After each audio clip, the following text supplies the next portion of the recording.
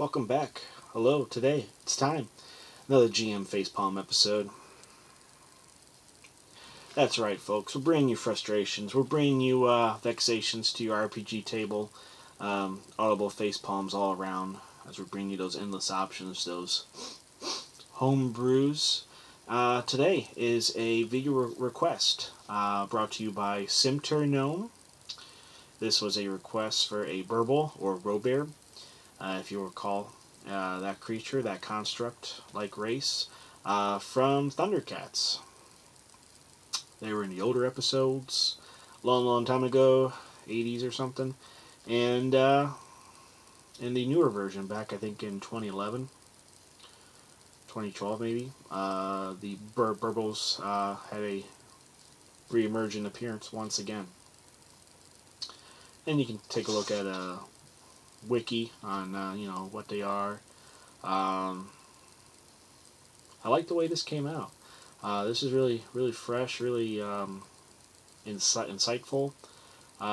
Really surprised that it turned out well. Berbil, Robert. As far as delivering this to a Galarian world, I would think Numeri would be perfect. You have so many different aliens that crashed down in this spot due to the sky metal that fell. Of course, with these stasis chambers that could open up at any time, these new races emerging. The Berbil or Robert could be one of those.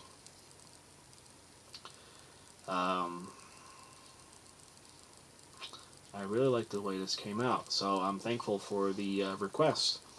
I like getting feedback from people. I like when someone has an interesting and very unique approach to a new race that may not have been considered before, since I could not find a Berbil player race anywhere on the web. So this was really nice to have someone ask me for this, and for it to come out as well as it did, and see that it was, very fresh, very different, and something I think that makes sense, especially for maybe an Iron Gods game, or just a game that introduces a alien race. One that came from like a crashed ship, another planet somewhere else, with very vague history behind them. And as far as Numeria goes, there's these little pockets of different clans or civilization, even those that are hidden from the rest of society. As such, with many of the small pockets of different alien races, that I think in Book 4 of Iron Gods, I think they touch a little bit on that, as far as just a small area, secretive, far away, some sort of chasm or something of these different alien races that seem to thrive in this one area, away from everyone else. And the Berbil, the Robert, are described as very clannish, very technological race, and one that is not used to any kind of fighting, not used to combat, have more of an inquisitive, sort of childlike approach, perhaps. So going with that with how they were presented, seeing as they were kind of presented as very cute, very helpful, very mechanically skilled, I wanted to kind of stay true to that. So here we go, Berbil, Robert, using the Advanced Race Guide. Where are we here? Oh, where are we? Advanced Race Guide. Do I not have you up here? No? Okay. Well, never mind. It's upstairs, I guess. Alright. So, that's weird. Okay. The Advanced Race Guide. There's a race builder section in the back of the book. This race would not be possible without that, since that has a very nice, streamlined guide as far as how to build your own, with these rules that maintain a balance. Their Berbil came out to be 25 racial points. For those that may have concern, initial alarm about the racial power level, keep in mind Bestiary 4, the Trox. You can find them on page 264 of Bestiary 4. That is a racial point cost of 28. You could find that example, that build, the racial point scale, in the Advanced Race Guide on page 234. I mean, we're talking about a playable race, large in size, 28 racial points. So, going with the Berbil now, this is 25 racial points. Keep in mind the construct is 20 racial points already. So it's going to be above 20. Even look at the Weirwood. That's a small construct. I think they're around 20 racial points. So this is not unheard of. This is not unusual. This should not be interpreted as overpowered. So that's all I'll say on that. So the Berbil. I have them at +2 to Dex and a +2 to Intelligence. Berbils are nimble. They are bestowed with technological intelligence, otherwise known as AI. And they do not have a Constitution score. Any DC or other effects that rely on a Constitution score are treated as having a Constitution score of 10. So there's no bonus or penalty to that, especially at character creation. They are small in size, so they gain the bonuses for that, and penalties as well. Normal in speed, so they have a speed of 30 feet. The Dex there, the +2 would explain why they would have a normal speed and not slow speed. Darkvision, so they can see up to 60 feet. And then they got the low light vision there, so twice as far in conditions of dim light. And then I kind of list a huge spot here on constructs, since Berbils are constructs with the robot subtype. And they have the following features. Immune to death from massive damage. If reduces 0 hit points or fewer, they're immediately destroyed. Cannot be raised or resurrected. They are hard to destroy, so they gain 10 bonus hit points upon character creation. They also have intelligence scores of 10 for being a robot subtype. They cannot be lowered upon character creation. And they have a number of class skills. Vulnerable to critical hits, and vulnerable to electricity. So that's part of the robot subtype there. And because they have an artificial intelligence, unlike ordinary constructs and robots, due to their higher cognitive functions, their awareness, they are affected by all mind effect and effects normally, unlike standard creatures of the construct type. So I put that as a -6 racial point cost there. Now the one interesting part of this, the Berbils, if you're familiar with the Thundercat show, whether it's the older one or the newer series, they have a mobile type of movement where they go into a different form, this ball-shaped form, and they are very maneuverable, and that's usually how they evade or flee. Maybe just to move about in general. So I made this ability here called Mobile Ball as an example. As a move action, which does not provoke attacks of opportunity, Berbils can roll into a metallic ball. When rolled up, it gains a +1 enhancement bonus to its existing natural armor.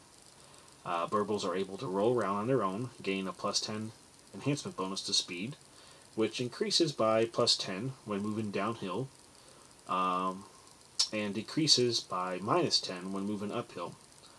Berbils may not attack in this form, as this is largely for mobility purposes, and Berbils can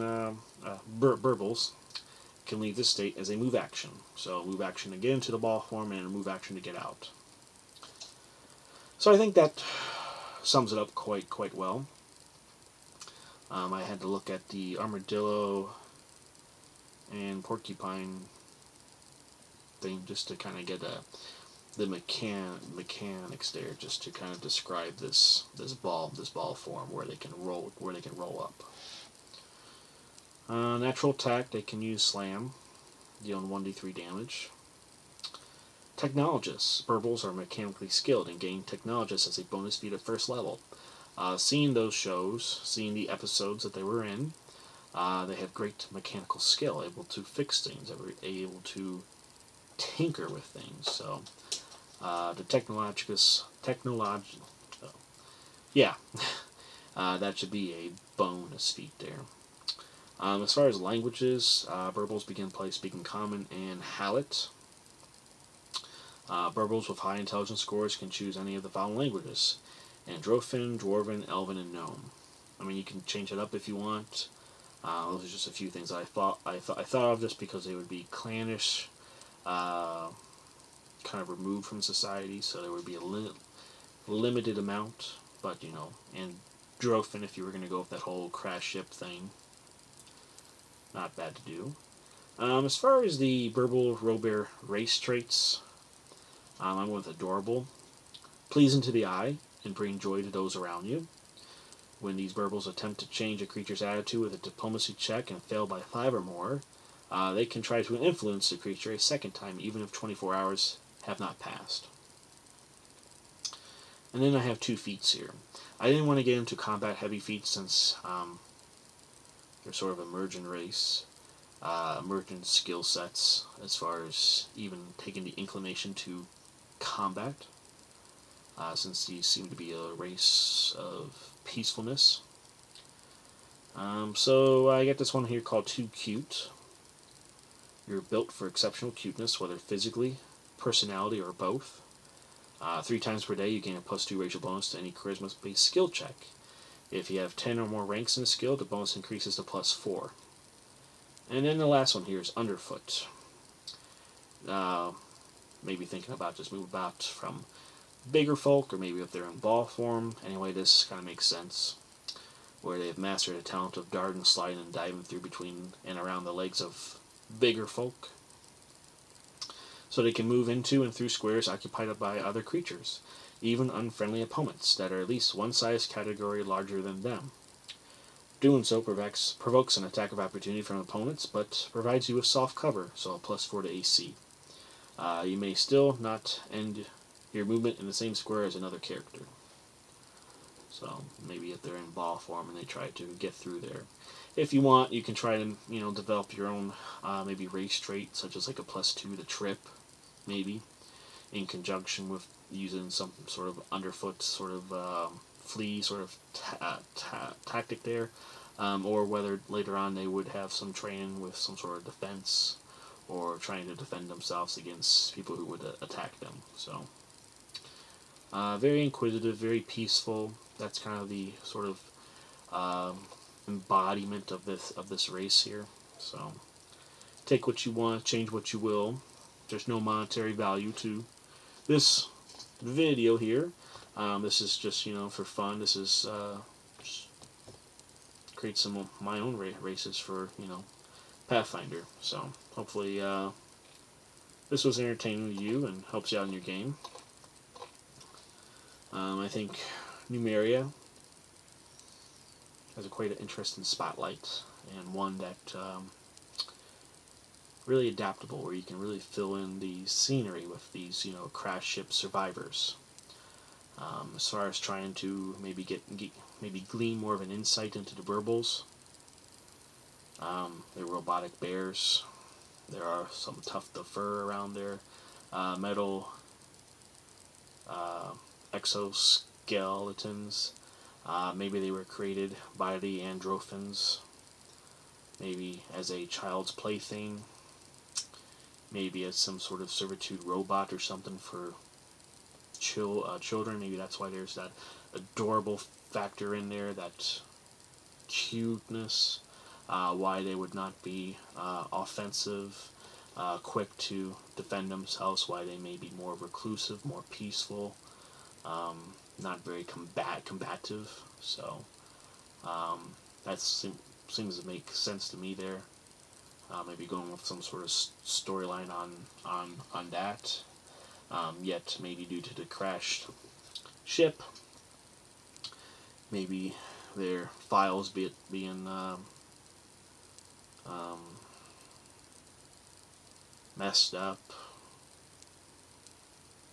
Maybe they came across another file in some sort of database, corrupted, to where, you know, it led them to believe that they came from this planet called Robert. So maybe they could have gained some false information, trying to find out some kind of records or history behind their race. So those are just some initial thoughts, anyway, as far as trying to immerse these guys into the Pathfinder realm. So that's all I got. I'll go ahead and post these and add and change what you will. This was a lot of fun. So this will be quite interesting to see if someone picks this race and how they kind of evolve it as far as a unique story. So that's all I got for now. See you until next time.